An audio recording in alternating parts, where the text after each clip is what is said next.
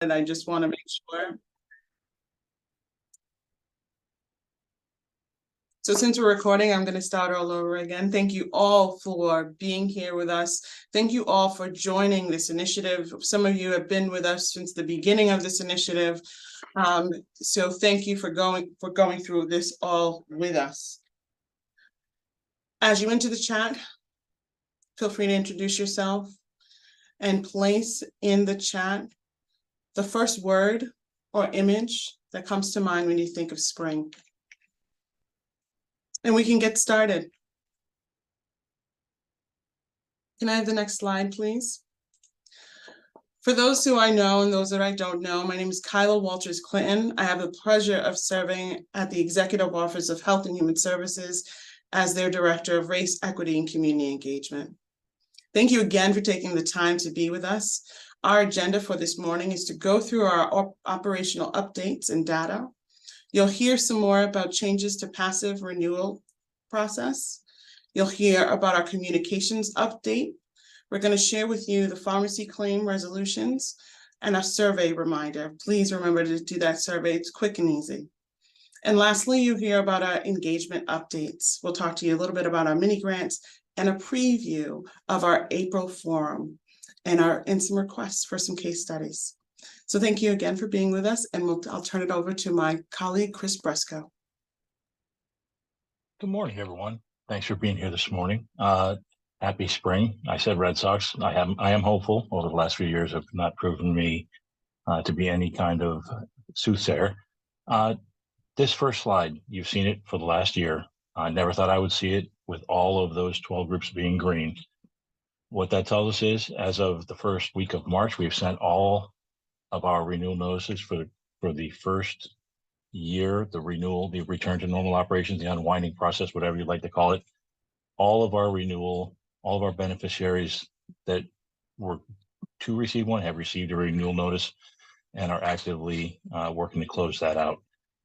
What take from this? As you see, May will be starting 1st of April. We'll talk about this in a second. May will be our first group for what I'm calling Renewals 2.0, which is the second year. We've learned a lot of lessons. We've improved a lot of processes, and we look forward to moving in a positive direction and making it easier and easier for our beneficiaries to maintain their coverage. Next slide, please. Nothing really to say, and this is the data I briefed at the last meeting. It will be updated as of this Friday. Again, this will all become new information as of Friday, which will include the analysis of our second cohort, including families with children. So that will be published on Friday by close of business. For that data, just please go to Stay Covered RI, our website, and it will be available to you. Next slide, please. As Kyla mentioned, we're going to talk really quickly about the passive renewal process. A change that is coming beginning April 1st is that those members, those beneficiaries who will be passively renewed in the system, meaning the state has all the information they need to process their renewal, will not receive a renewal notice. Again, I say they will not receive that yellow renewal notice that I believe is 21 pages long. It will not come in the mail. What they will receive is a benefit decision notice informing them that their coverage will continue. This only applies to those that are going to be passively renewed. Active renewals will still happen, will still go on as we have been, and we've been very successful with those. But our passive renewal rate for the average beneficiary with non-children has been in the 50% plus range. Our children's passive renewal rate has been in the 73% plus range. So we look forward to adapting the process to make sure that remains as high as possible, if not increasing if possible. Next slide. And I'll turn it over to the comms team unless there are any questions. Thanks, Chris. It looks like there is a question in the chat. Do we want to address that now, or do you want to hold? Nicholas, what we can do is we do have, if you go on the Stay Covered RI website, under notices, every notice that we produce there is a version of it there.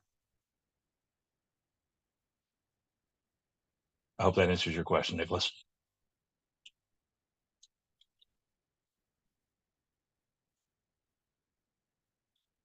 All right, Steph. Thanks. Hi, everyone. Stephanie Menders, EOHHS Communications.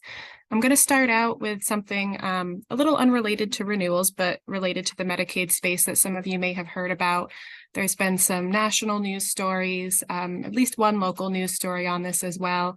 So some of you may have some level of familiarity with this, but in case you don't, there is a company that manages some systems for processing Medicaid claims through pharmacies and providers across the nation. They have experienced a cyber attack in late February, which took their system offline. So this meant that Rhode Island Medicaid was temporarily unable to pay pharmacies for filling prescriptions for its members through the usual system. But there are two major things that we want you to know. The first is that as of now, Change Healthcare has not indicated that any personal information or data of any Rhode Island members was improperly accessed as part of this attack. And the second is that EOHHS quickly brought online a new way for pharmacies to process claims. So we have seen a resolution in this space pretty quickly. There was a brief confusion from some pharmacies and providers on how they could temporarily be tracking and billing those prescriptions. That has been resolved. When we were working on updating a new system, we also informed pharmacies that they should be filling prescriptions as requested and as normal for Medicaid members, and offering 30-day supply of any prescriptions. So as we know in this space right now, that there has been resolution. We will continue to communicate with our pharmacies and providers as the situation evolves.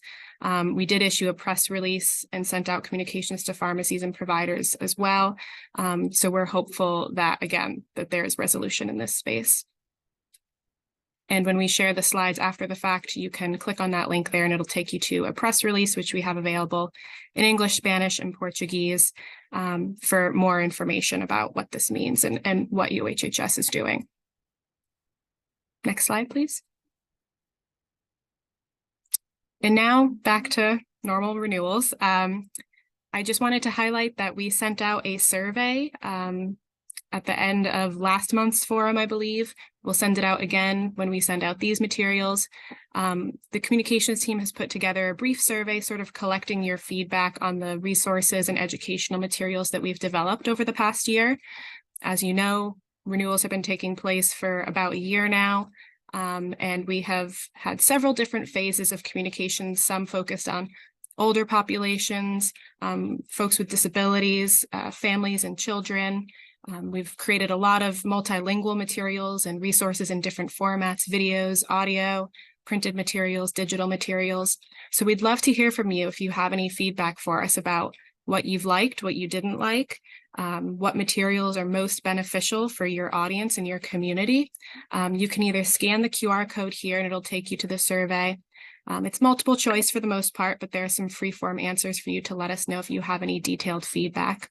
And as always, when we send the slides out as well, I encourage you to consider clicking that link and going to the survey. It should take you about 5 minutes to complete. And thank you in advance for any feedback you may have.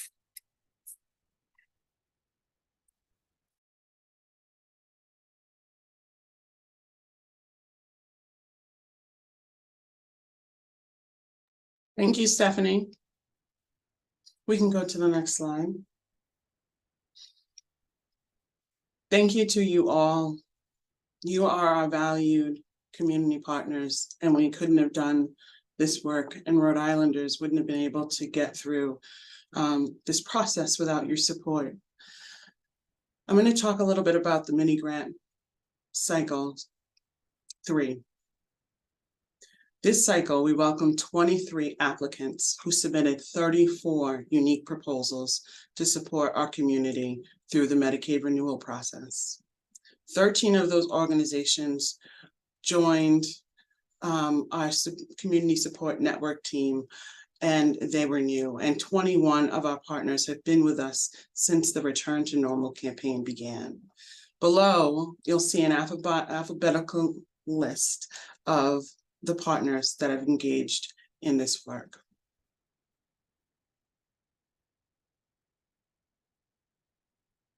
And this list does not, it is not a complete list of all the partners that have get into this work. This is a list of the partners that needed support to engage in this work and to expand what they were doing. So I want to thank all the partners that are out there, even the ones that did not come to us for support. Your advocacy and your ability to make time and space to really meet with our community members is really valued and appreciated. Next slide. During this cycle, we gave out approximately 155,000. A lot of our dollars were really focused in the outreach sector, as you can see. Next was technology, followed by training and language and culture and cultural competency. Next slide. What we did when we received that information and our takeaway from this process was that we were able to look at those that applied for support and break down the organizations in those areas that provided the support by zip code. So at the top, you'll see the zip code, the number of Medicaid members in that zip code, the organizations that served that population, the population types, and the number of services that meet those needs. And at the end of this slide deck, you will have there's additional lists by zip code that breaks down the Medicaid renewal support in different areas by population. So you can take a look at that when you receive this deck if you need some more support to search for organizations that can fill a particular gap. And now I'll turn it over to Stephanie to preview the April forum. Sure. So here's just a brief summary of what we're previewing for the agenda for our April forum. We're anticipating that April will be the last forum that we hold in this traditional sort of format. So we hope by then to share some more information with you about how you can continue to stay engaged and updated with the Medicaid program and with all of EOHHS's programs. So we will definitely take some time and space to thank you, to talk about the impact that this collaboration has had. I'm sure Kyla will have some more information about the outreach and engagement impact of the collaborations that we've developed here. And we'll also give a little time for us all to talk about lessons learned over the past year, what has gone well, again, where you think there are areas for improvement, how we can better work with you and support the work that you all are doing in the community. And we'd ask specifically that each of you consider coming prepared with an anecdote or a case study that you think exemplifies the experience of the past year. It may be related to an event that you held. It may be related to a specific case that you supported somebody in their navigation through the renewal process. Anything that you think stands out when you reflect on the work that your organization has done over the past year related to renewals. We'll ask that some may want to speak about those experiences. We will also, of course, have the chat open if folks would like to highlight anything particular in the chat instead. And as always, folks are welcome to email us too. If you'd like to send something ahead of time, you know you can't make it, but you want us to touch on a specific topic, you can definitely email myself, Sierra, or Kyla in response to when we send the slides out, and we'd be happy to highlight that. That's it from me. Any questions?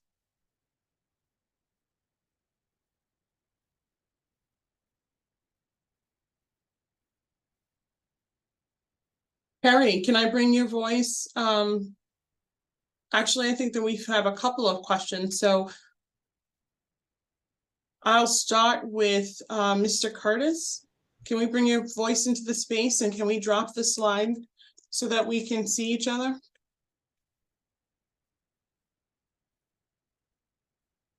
Hello. Hi. So my question was, I was actually reading one of the provider newsletter distributed by EOHHS.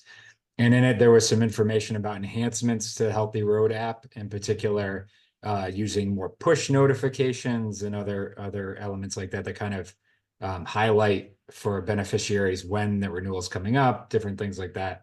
We're just curious, though, if we had any data regarding how many folks had downloaded the app or utilizing it, anything like that, so we had a sense of how effective, what kind of sort of scope of impact those changes might have on the population. That's a great question. We do monitor the app's usage. And I'd ask, I think Anthony Salvo is on the call and he works with the tech team. And he might have some more information about how regularly we get those updates, but we can track the number of downloads, the number of documents that are uploaded. And then we can also track that by language as well. Anthony, I'm wondering if you're on the call, if you have any recent numbers, or maybe we can come prepared with that for next session. Yeah, I don't actually have the numbers in front of me, but we can definitely get that even before the next session if you wanted it. That's something we can just easily ask our data team to pull. So if we have your email address, we can get that over to you. That sounds great, Anthony. I'll drop my email in the chat. Look forward to hearing from you. Sounds good. Thank you. Thanks. And Mr. Curtis, before you go, can you introduce yourself? Absolutely. So Ed Curis, I'm product director for Medicaid and commercial products here at Neighborhood Health Plan. Ed, thank you so much for your question. Appreciate it. No problem. Carrie is the next person on my list. Can we bring your voice into this session?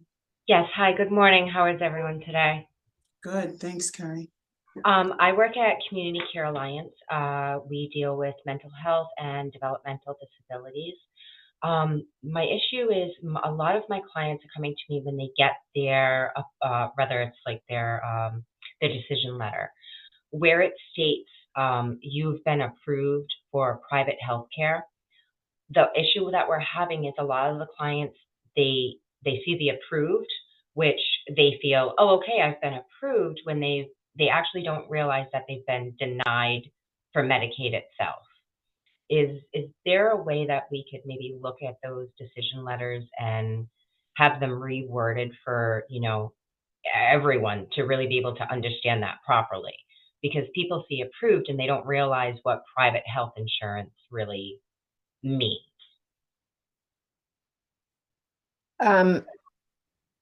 So this is Lisa. I think I would defer to not to put Anthony on the spot, but I think these notices are pretty tricky, to be honest, to and as you know, I think, and I'm not, first of all, I acknowledge that our notices can be confusing, despite our best efforts.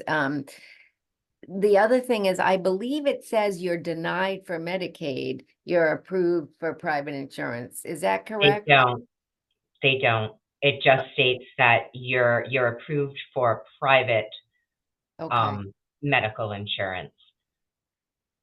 So Anthony, I don't know. I know that we are actually, I believe, because Anthony reached out to a few of us earlier in the week to say we are looking at notices again. So I don't know if that's an opportunity to do this, or Anthony, I don't know if you have anything else on this currently. Yeah, so to answer Carrie's initial concern, I think there are certain scenarios where the situation that you're outlining, where the BDN only displays the eligibility for private health insurance or QHPs and APTCs, and it's missing the Medicaid piece. Correct. What I'm not having that specific case information, I'm guessing that that's likely a scenario where the Medicaid decision would have likely gone on a different notice, maybe not a benefit decision notice. It could have been a separate, just plain termination notice, or had been determined earlier, where again that information would have been sent on a different notice. And then to Lisa's point, we are taking a high level look at the benefit decision notice. We're calling it BDN redesign. And it's going to be a multi-month long effort to pick that thing apart, because we know that it needs a lot of work. We know it's not the most user-friendly document. So we hear you, we understand, and stay tuned, I'll say, on that piece. Thank you so much. I appreciate it. You're welcome. Thanks, Anthony.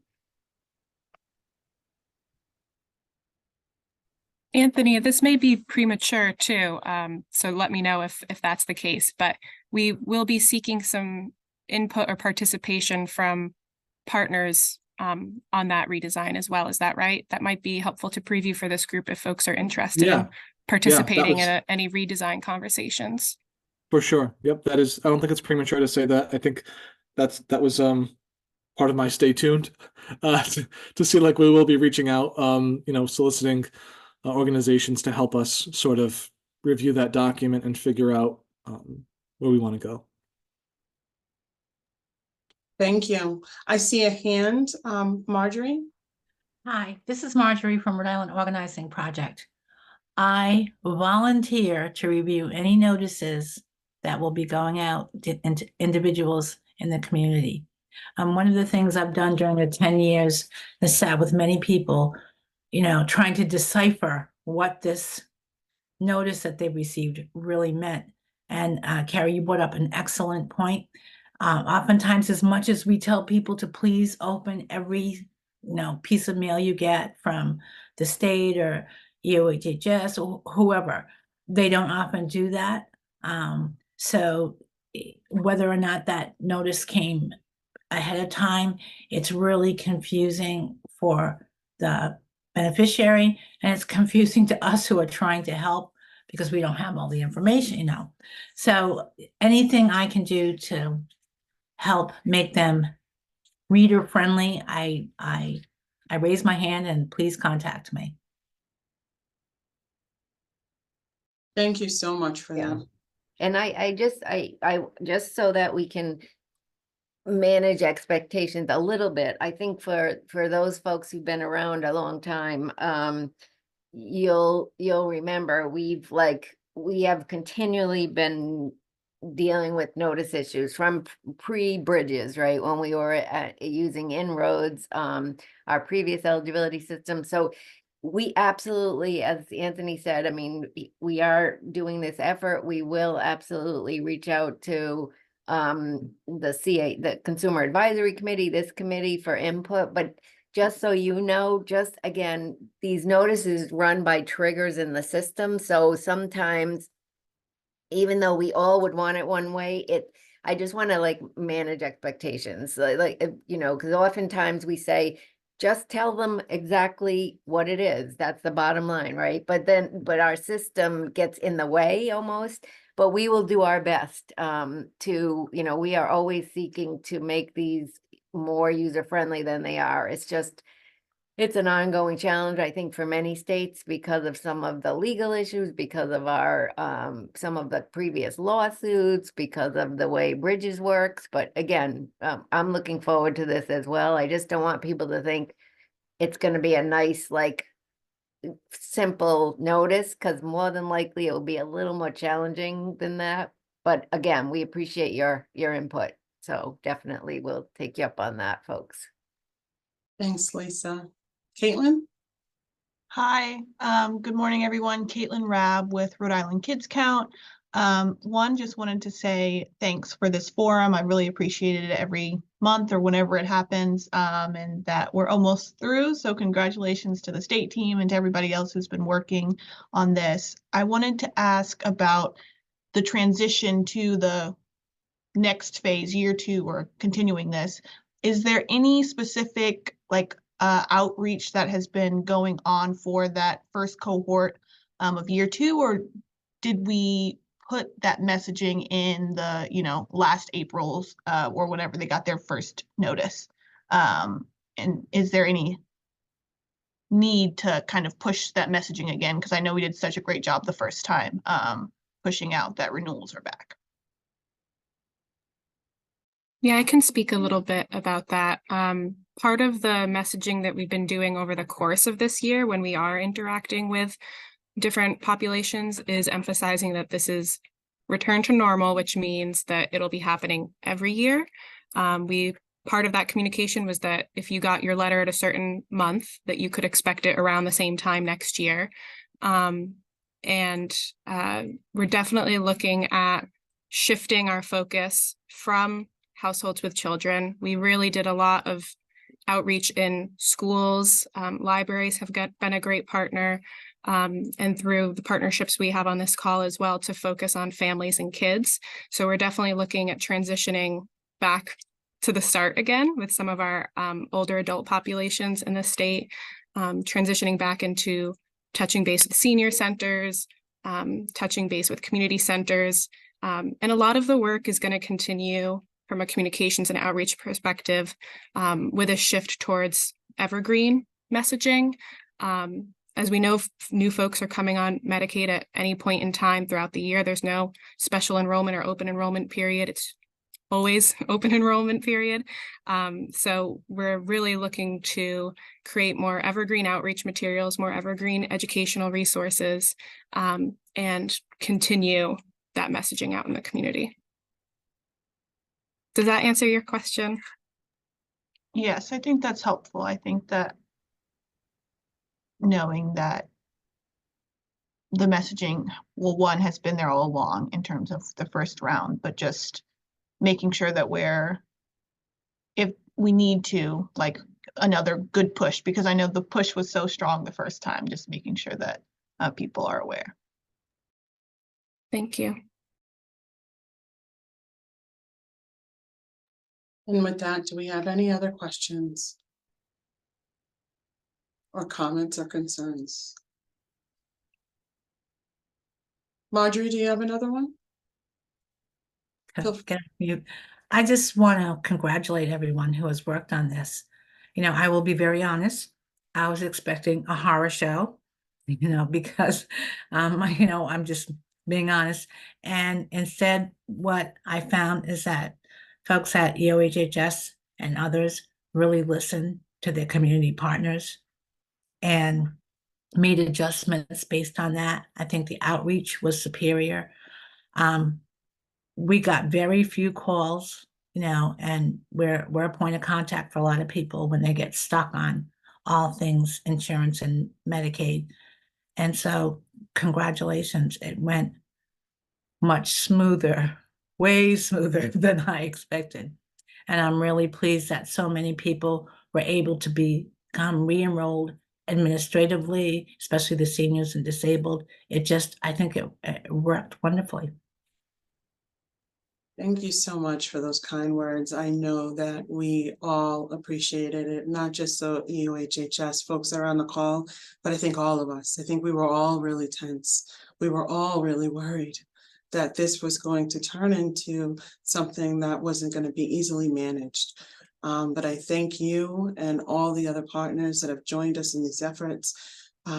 As you've heard, it went smooth.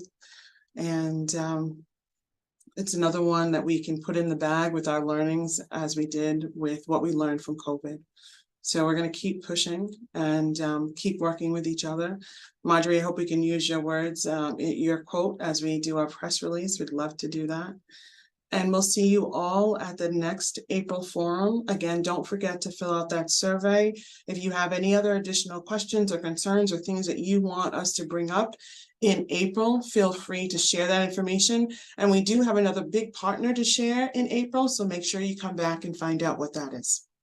Until then, enjoy the sunshine. Bye, everyone.